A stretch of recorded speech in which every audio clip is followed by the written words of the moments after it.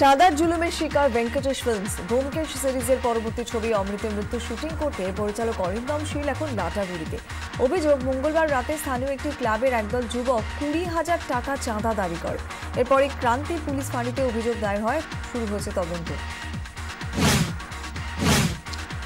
প্রকাশিত 24ঘণ্টা.com এর শারদীয়া ই-পত্রিকা চমকে ভরা ই ম্যাগাজিনে থাকছে ভ্যাটিকানের গর্ভগৃহ থেকে 134 বছরের এক রহস্যময় পুরনো চিঠি। আছে কবি সুমনের একেবারে অন্যরকম আলাপচারিতা, রয়েছে গল্প, কবিতা, ভ্রমণ সহ অনেক কিছু। সীমান্তে অনুপ্রবেশের চেষ্টা হলে সর্বশক্তি দিয়ে তার জবাব দিতে হবে, সেনাবাহিনীর উদ্দেশ্যে কড়া বার্তা প্রতিরক্ষা মন্ত্রীর। উড়ি হামলার পর 3 সেনা প্রধানের সঙ্গে বৈঠক মনোহর পারিক্করের, সেখানে তিনি কথা বলেন। কেন্দ্রের অস্বস্তি বাড়িয়ে বিস্ফোরক মন্তব্য জম্মু কাশ্মীরের মুখ্যমন্ত্রী মেহবুবা মুফতির।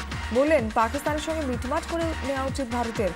এভাবে সার্ক সম্মেলন বাতিল হয়ে যাওয়া দুর্ভাগ্যজনক। মঙ্গলবারই সার্ক সম্মেলন বয়কটের কথা ঘোষণা করে ভারত। আপাতত স্বস্তিতে সুব্রত রায়। সুপ্রিম কোর্টে আইনজীবী ক্ষমা চাওয়ায় আপাতত জেলে যেতে হচ্ছে না সাহারা প্রধানকে। 24 অক্টোবরের মধ্যে সেবির কাছে আরো 200 কোটি টাকা জমা দেওয়ার নির্দেশ। বকেয়া টাকা কিভাবে দেবেন তাও জানতে চেয়েছে সর্বোচ্চ আদালত।